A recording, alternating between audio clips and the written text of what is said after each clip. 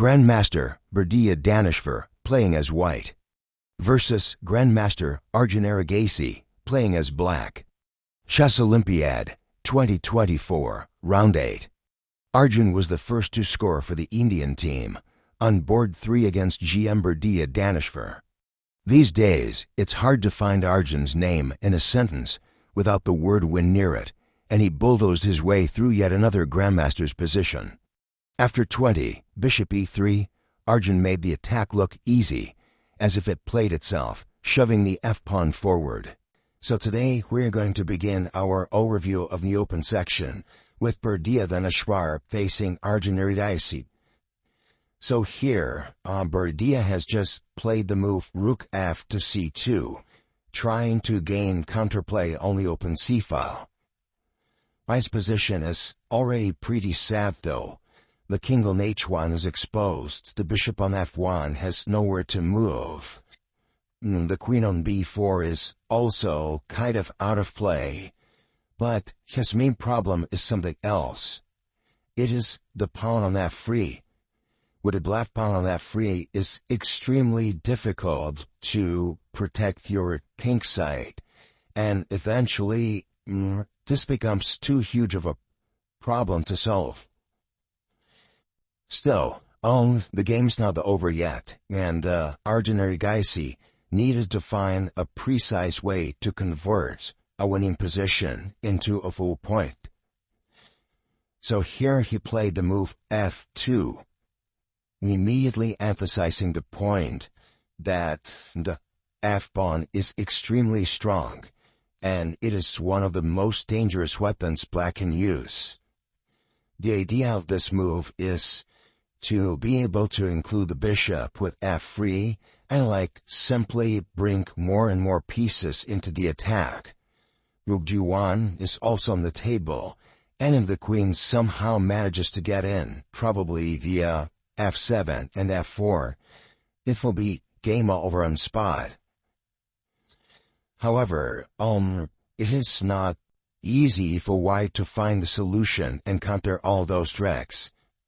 A move that at first glance appears to do so is bishop g2. But it doesn't lead to the desired results, as black is able to continue the attack with the move rook to f3, hitting the pawn on h3 and threatening checkmate. The point is that in the case of king h2, black would be able to deliver checkmate after the sacrifice rook takes g2, king takes g2, and queen h3 mate. Apart from king h2, there doesn't appear to be another way to defend h3, so bishop g2 is simply not a good idea. But white's alternatives aren't much better either.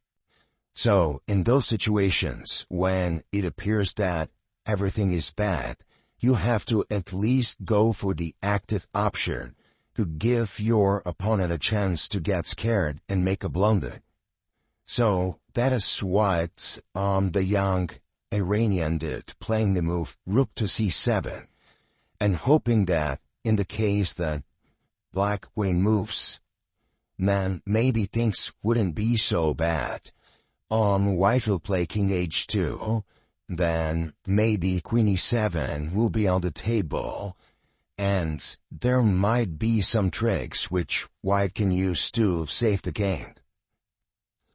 Well, unfortunately for the player with white, Arjun Erigaisi is an extremely talented tactician, and he doesn't win, and he doesn't miss a chance to score a flashy combination.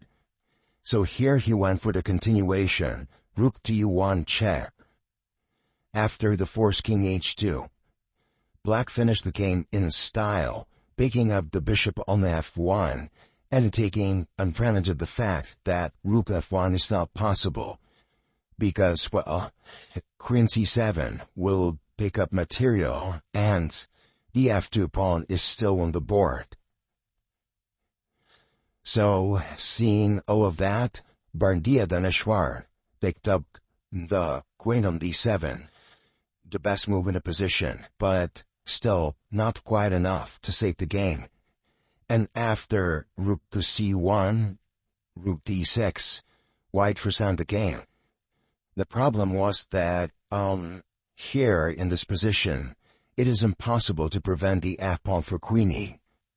There aren't any tactical resources either, because in the case of rook g7, king takes g7, queen e7, the king manages to hide away on g8.